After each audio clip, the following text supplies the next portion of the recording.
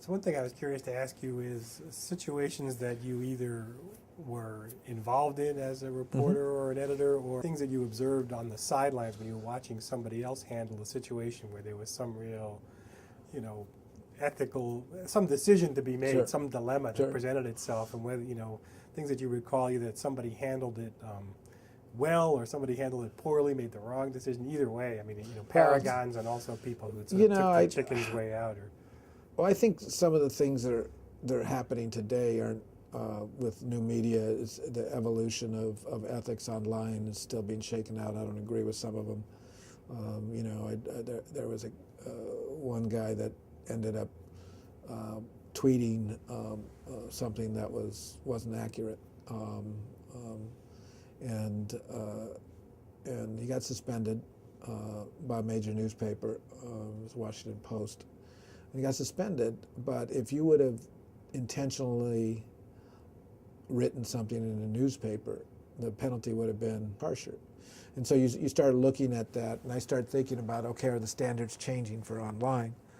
The hardest things for me to deal with were a series of fabrications and plagiarisms. I was going to ask you about that. And it's a very difficult situation because the people that generally got caught were extremely talented. And when you start looking at we built a very talented staff, and the folks, part of it is they don't live up to their own standards, and part of it is being lazy, and part of it is being, basically the ethical values that we talk about aren't, The hardest one, one of the hardest ones I did was Diana Griego-Irwin, who was a Pulitzer Prize winning reporter who then became a columnist. She won a Pulitzer as part of a series of stories, public service done by the Denver Post, looking at kids, missing kids whose pictures were put in milk cartons. She then went to the Orange County Register as a columnist, won the AS&E Writing Award, then came to the Sacramento Bee. And we had this really difficult time. Diana was hired by Gregory. And Peter Bhatia, who's now was the managing editor of the Sacramento Bee at that point. He's now executive editor, or now he's editor-in-chief at the Portland Oregonian. Yeah. And Peter's a dear friend as well. But they hired her, and the system was that she reported directly to Gregory. And so she got used to having him edit all of her stories. Even if Gregory was a real hands-on editor, if he was in Egypt, he would have stories faxed to him so he could edit them. And so edited very, very closely with Gregory. When I became editor, ultimately, I would look at Diana's columns, but I didn't think that that was the right structure. So I had her report to the Metro staff. She was a Metro columnist, and the Metro editors would read her story and edit their stories. Well, one day the editor on charge on a weekend was reading her Sunday column, and she had asked Diana in editing. I said, edit it hard, ask lots of questions. And this editor did the right thing. And she asked Diana, can you tell me the name of a bar where this bartender that she had quoted worked at? And Diana says, well, I can't remember. And she says, well, you don't remember the bar? You didn't write it down? She says, no, I didn't write it down. I was in a rush, having this. And she said, well, can you tell me what area it is in town? And she told her the area of town. She says, well, I don't see any bars in that area. Could it have been this bar, this bar? And she says, no, it wasn't that bar. And so the whole story seemed fishy. So the managing editor calls me up after this line editor called the managing editor. So I say, let's hold the story. So then I started thinking, I said, oh man, this may not be good. So let's find the bar. And so did she fabricate it? So I sent the assistant managing editor for Metro out, and he spent like 3 days going to every bar in the area that she said she went to, asking, did anybody work here by this name, and did these people talk to you? Did we talk to you? Did you remember this? Couldn't find anything. Call in Diana, she swears she did that. So I kept her on with pay, but I held the column. So long story short, we ended up ultimately looking into her columns altogether, found out there were cases where she couldn't fabricate, or where she couldn't authenticate, and led us to believe that she fabricated many columns from the beginning when she arrived and to the time that she ended. She never admitted to it, but so I often questioned myself because during most of that period I was either managing editor or editor. Should have I questioned the relationship between Diana and her editors earlier? Should we have edited her harder? Did we give her star treatment in a way that allowed this to happen? And what does that say to other folks on the staff? So, I think ultimately we did the right thing, but probably several years too late, that we didn't edit hard enough, that there was in fact a star system that we allowed to happen. I think in the end we probably handled it right, but in the beginning we handled it very poorly, and we allowed that to happen and allowed that to fester and allowed her to feel that she felt comfortable enough to make up stuff and not being able to be held to the same standard. That, interestingly, I had readers call me up and say, Peter Badia's mother-in-law, one of them, I went to her house and she said, "You fired Diana?" And I said, "Yeah, I did." She said, "She was my favorite writer." And I said, "Well, she fabricated." She said, "I don't care. I wish they would have fired you." And so, she had made a connection with people who, and they didn't care if she was telling tall stories or, they didn't care. They liked her and they've connected with her, and she was right. Nobody objects to novels, right? Yeah, that's what it was. I mean, but that's not what newspapers are about. Yeah. Obviously, to me, fabrication is the ultimate, kind of like transgression. Plagiarism, there are degrees. If you lift a paragraph and you don't attribute it, it's your first offense, you're going to get, suspended and warned not to do it again. If you do it multiple times, you're going to get out. But for me, when you're making stuff up and I don't have the trust that I'm sending you out and I can't trust the reporter, this whole business is based on trust. It's something I'll be talking about tonight. This whole business is based on trust.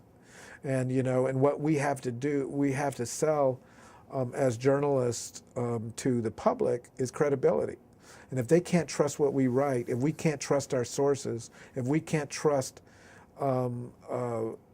that the government officials are being fair and accurate in what they're reporting, if we can't trust that in general that the cops are going to have society's back, then the whole democracy we have in the United States breaks down. And you're seeing that right now in Mexico. That whole system is breaking down in Mexico, and it's right there before your eyes. So, for me, when you're fabricating, and as an editor, I cannot trust my reporter. And it's the same thing. If at some point, if in this whole shakeout, if the publisher and the editor, don't get along, or if editors don't want to cut, and the corporate folks says, "Well, I can't trust them to cut," hey, it's time to make a change. And there's different things. This whole system develops on a system of trust, and that's what we're about. So I have a couple of questions about Diana's situation. One is, my impression is that she did a lot of columns about illegal immigrants, and there had been fairly highly publicized cases where the exposure of somebody's name led to INS agents swooping in and deporting somebody. You could see where there'd be a lot of sensitivity about not wanting to reveal the names of sources, in those kinds of columns. Sure. Did that become an enabling device for her? Perhaps. I think anonymous sourcing is scary. I think when I was president of the American Society of Newspaper Editors, I actually had a national conference, trying to get together a national standard for anonymous sourcing. It didn't go anywhere, of course, because nobody could agree. But I think anonymous sourcing is dangerous. You can make up quotes. You don't have to tell anybody anything. On the other hand, you were right. I mean, if you're trying to write about illegal immigrants and you're afraid deported, or if in the case of Mexico you're interviewing people and you're afraid that the drug cartels might execute them. You look at anonymous sourcing in a different light. Did that probably enable Diana? I don't know, because a lot of the stuff she did, I mean, there was one of them that she did. I just the one that sticks in my head. I still remember talking to her, and she ended up writing about a woman who had allowed a homeless person to live in like an add-on to her house. It wasn't actually another room, or it wasn't actually a garage, but it was like a storage room, and she had allowed the homeless person to do that. And she described the house. She described the area the house was in. She described a cat curling the cat's tail around the coffee maker as she was interviewing. So I said, Diana, take me to the house. I said, take me to the house. Just drive me to the house. I said, it's only a few blocks from here. We'll drive up and down Boulevard Park until we find this house. She says, well, I did the interview by phone. I said, so how could you describe the cat curling its tail around the coffee maker? My kids would say, busted. Yeah, your kids would say, busted. She didn't cop to it. She said, well, I said, so she said, well, the woman was describing things to me. And I said, so you're telling me that during a conversation, an interview, that you're saying, what's your cat doing now? Is it curling its tail? You're busted, but they're never willing to do that. And so, with 100% certainty, am I sure that every case that we thought she fabricated? Probably not 100, but pretty 99.5. And so, but the doing stuff on illegal immigrants, using anonymous sourcing gives you the potential to make stuff up. And that's why I like putting names by it. Again, it goes back to that whole idea of trust and credibility. But there are certain situations, Watergate, you needed to protect that anonymity. But again, it goes back to you trust your reporters. Is that buying? Have they given you a reason to trust them? Does the public have a reason to trust you? One of the things that scares me about the future, are we going to erode that trust? Has accuracy given away to immediacy? It's a big issue. People now, when I talk to editors, they just, I had one of the folks at McClatchy one time said, you're not getting on the web fast enough. I said, I want to be accurate. And he said, well, my new motto is, instead of ready, aim, fire, it's fire, ready, aim. And I said, well, it's not mine. And it's, I think that ultimately we will damage ourselves as we're trying to differentiate ourselves on the web as established institutions, as the credible news organizations. I think we will damage ourselves by taking approaches like that. The one real follow-up I wanted to ask about this is, what did you do in terms of preventative measures after these serial fabrications were uncovered? Yeah, we had Bob Steele come in from the Poynter Institute. We had, I did to do a series of stuff on ethics. We wrote policies, very explicit policies on, and handed them out to everybody who was on staff. Everybody I interviewed for a job from that point on, I talked to them about fabrication, plagiarism, made them sign before they started something that said, if we fabricate, or we understand that fabrication or plagiarism is not part of the DNA at the Sacramento Bee, and anything like that could lead to up to including termination. So I took some really strong both reactive steps to go back. See, this is the kind of thing that was weird, because I didn't think I had to explain that to people. It was, I thought it should be part of the reporter or the editor's DNA. I thought this should have been ingrained in us through our careers or through journalism schools or, from my own perspective, through your own childhood. I thought that's what you came to journalism about, was to be about, try to tell the truth as close to it as you could get. Yeah, when people ask me when I was reporting, Yeah. were you ever tempted? I said, in a way, the challenge of the job is to write a good story with what you have and That's right. no more. That it'd be like trying to write a 14-line sonnet in 15 lines. It's like, no, that's like the challenge is to write it in 14 lines. It's like. I never tempted, but what I ended up doing is I always told myself I'm a good enough writer. If there's a hole, I'm going to write around it. Yeah. And so if I don't have it, I'm going to write around it. And so, in a way, I was still lazy, but I wasn't dishonest and lazy. And so,